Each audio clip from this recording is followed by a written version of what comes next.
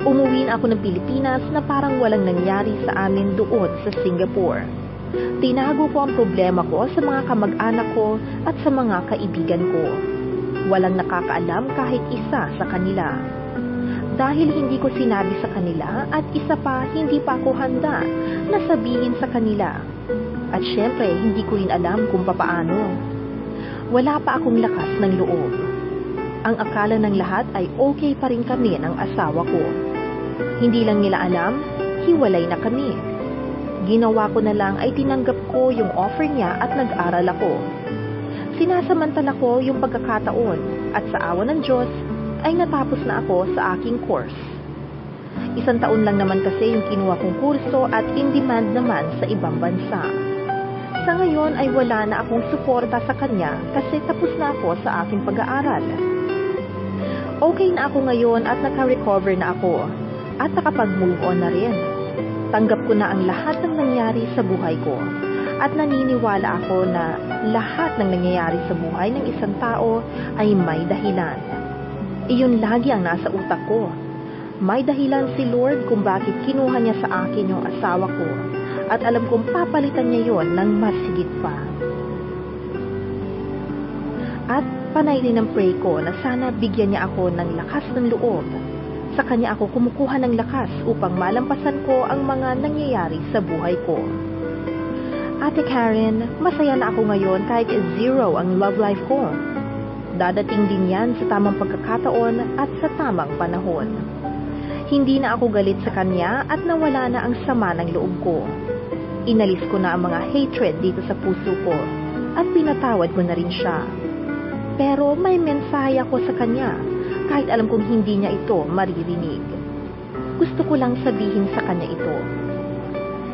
Para sa lalaking minahal ko at pinagkatiwalaan ko, unang-una, nagpapasalamat ako sa lahat-lahat ng tulong na ibinigay mo sa akin.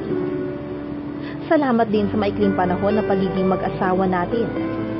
Napasaya mo ako ng gusto at sana ay napasaya din kita kahit papaano. Thank you din sa pagiging tapat mo sa akin. Although masakit at mahirap para sa akin yon, pero okay lang at tanggap ko. Kasi habang maaga pa ay pinakawalan mo na ako upang mahanap ko ang talagang para sa akin. Ngayon, kung may pagkukulang man ako sa iyo at nagawang hindi mo nagustuhan, humihingi ako sa iyo ng patawad. Alam kong hindi ako perfect na tao. Hindi nga siguro ako yung taong nararapat para sa iyo. At hangad ko na sana ay matagpuan mo na din yung gusto mong makasama habang buhay. Hangad ko ang kaligayahan mo. Thank you at binigyan mo ako ng kaunting pagkakataon na mahalin ka at maipadama sa iyo kung gaano ka kahalaga sa buhay ko. All I can say to you is, I still love you and I miss you too. Take care always and be happy. Ate Karen, hanggang ngayon na hindi pa rin alam ng family ko ang nangyari sa amin. Hindi nila alam na hiwalay na kami. Hanggang dito na lang itong sulat ko sa inyo. Thank you sa pagbigay mo ng time na basahin ang sulat ko. More power to your program. And Ate Karen, please play the song Tell Me. Kasi yun ang theme song namin. Lubos na gumagalang, Alexa.